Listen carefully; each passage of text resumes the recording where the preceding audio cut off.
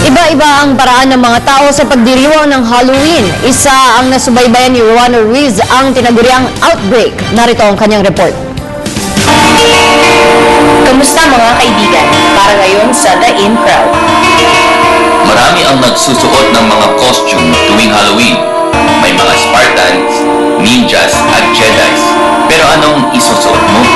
Nakalipas na ang mga buwan nung pumartisipa kami ni Reggie at iba naming mga kaibigan sa Outbreak Manila kung saan may mga zombies na humahabol na mga tumatakbo para sa mga papre. Makikita natin dito ang isang wave na may higit sa 200 na tao sa bilang. Pangalawang kaganapan pa lang ng organisasyon ito pero dumoble na yung gustong tumakbo at humabol. Kakaiba ito sa unang Outbreak Manila kasi sa halip na sa madaling araw, ginawang gabi, dinala sa syudad at mas maraming halimaw at harang sa daan.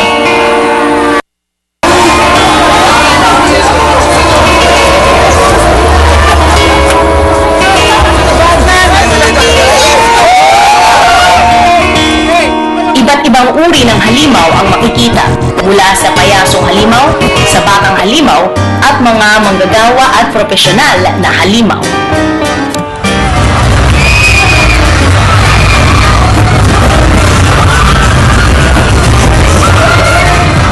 Simple lang ang gusto nilang gawin, manghabol at kumolekta ng mga banderitas na nakasabit sa baywang ng mga nakatakbo. Wala kang papremyo kapag naubusan ka ng banderitas. Kaya kailangan tapusin ang kurso na may isa o higit pang natitira para makakuha ng magandang premyo.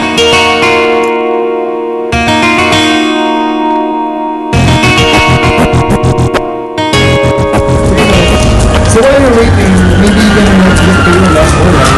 If you find someone interesting, say hi. My name is Tatata. I might be your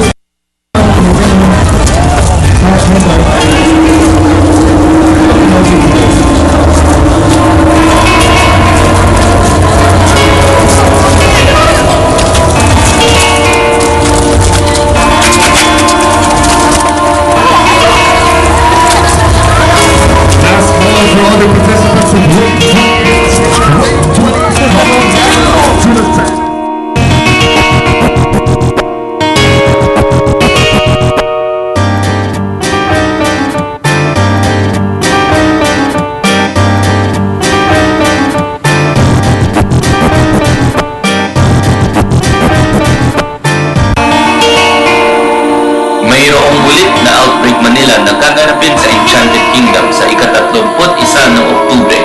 Kaya maghanda kayo. It's Outbreak Manila 2012, and it's right here at BGC. And this is the event where pretty much you get to run for your life because there are zombies around. So I'm gonna go.